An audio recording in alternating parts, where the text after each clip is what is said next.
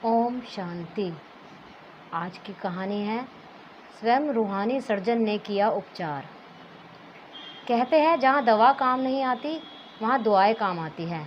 यही कहावत मेरे जीवन में भी लागू हुई।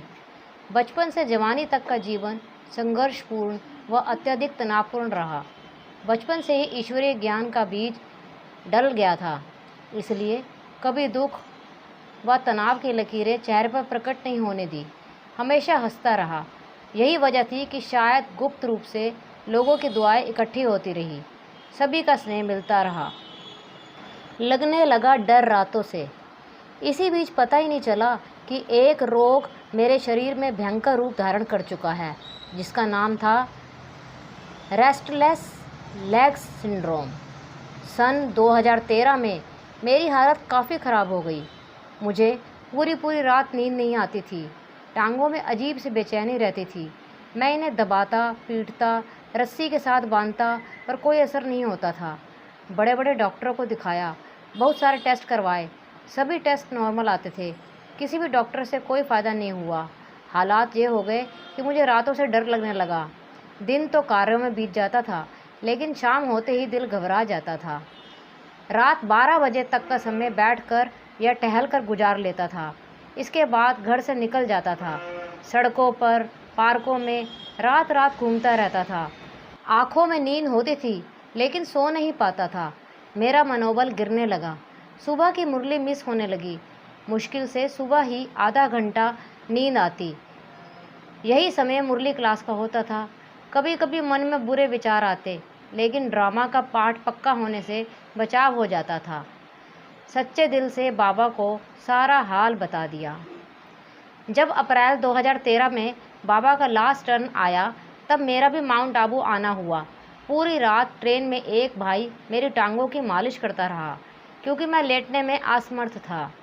पूरी रात खड़ा रहना मुश्किल था। 3 अप्रैल को मैं सीधा ग्लोबल अस्पताल पहुंच गया। वहां मुझे 6 तारीख का दिन दिया गया। 5 तारीख को बाबा को आना था। सूर्य भाई की क्लास शाम को थी। इस क्लास में मुझे बहुत ताकत मिली। उन्होंने बताया कि सच्चे दिल से बाबा को अपना सारा हाल बताओ, बाबा वरदान देंगे। बाबा जब आए तो मुझे तो बस मेरा इलाज चाहिए था। जब बाबा दृष्टि दे रहे थे तो मैंने अपना सारा हाल मन ही मन बाबा को बता दिया। बिना दवाई इलाज हो गया। उस ही रात चमत्कार हो गया।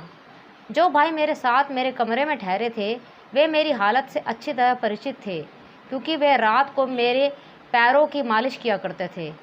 उसी रात मैं 11 बजे बिस्तर पर लेटा, मन में विश्वास लिए कि आज बाबा ने मुझे वरदानों से भरपूर किया है। मुझे नहीं पता कि मुझे कब नींद आई। जब सुबह 4 बजे आँख खुली तो दूसरे भाई मेरे से पहले ही उठे हुए थे। उन्होंने मुझे बधाई देनी शुरू कर दी। मैं हैरानी से उन्हें देख रहा था। उन्होंने बताया कि मैंने रात भर खर्राटों के साथ नींद ली। पूरी रात मेरी एक ही मिनट भी आंखें बंद नहीं होती थी। उसी रात मैं पूरे चैन से सोया। वास्तव में ये मेरे लिए एक चमत्कार था।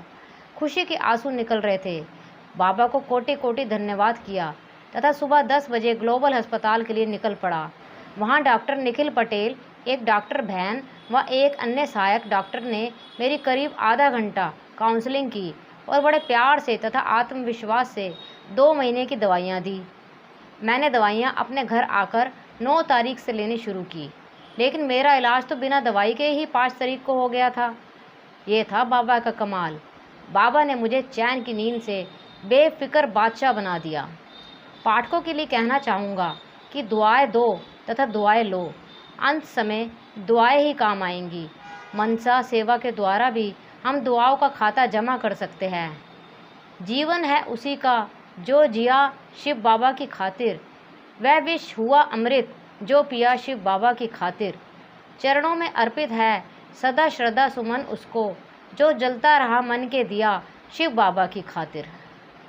ओम शांति।